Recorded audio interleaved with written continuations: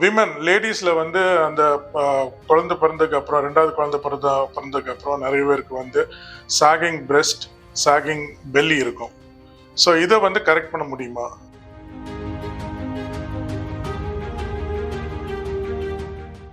திருப்பி அவங்க வந்து 20 இயர்ஸ்ல எப்படி இருந்தாங்களோ அந்த மாதிரி பாடி ஷேப் கொண்டு வரதுக்கு சர்ஜரிஸ் இருக்கு, காஸ்மெட்டிக் சர்ஜரிஸ் இருக்கு.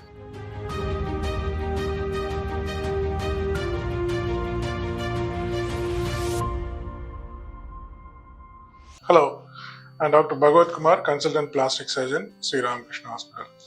இப்போ விமன் லேடிஸ்ல வந்து அந்த குழந்தை பிறந்ததுக்கு அப்புறம், ரெண்டாவது குழந்தை பிறந்ததுக்கு அப்புறம் நிறைய பேருக்கு வந்து சாகிங் பிரெஸ்ட், சாகிங் பெல்லி இருக்கும். ஸோ இதை வந்து கரெக்ட் பண்ண முடியுமா? இது வந்து பாசிபிள். இதுக்கு பேர் வந்து மம்மி மேக் ஓவர் அப்படின்னு. ஸோ வந்து 30 to 35 இயர்ஸ் அந்த ஃபேமிலி கம்ப்ளீட் ஆனவங்க லேடிஸ்க்கு வந்து திருப்பி அவங்க வந்து 20 இயர்ஸ்ல எப்படி இருந்தாங்களோ அந்த மாதிரி பாடி ஷேப் கொண்டு வரதுக்கு சர்ஜரிஸ் இருக்கு, காஸ்மெட்டிக் சர்ஜரிஸ் இருக்கு. இது வந்து மம்மி மேக் ஓவர் அப்படிம்பாங்க. இதுல மெயினா என்ன பண்ணுவோம்னா பிரெஸ்ட்டை வந்து பிரெஸ்ட் ரிடக்ஷன் ஆர் மாஸ்டோபெக்சி, பிரெஸ்ட் வந்து சாகிங் பிரெஸ்ட்டை வந்து மேலே கொண்டு வரும்.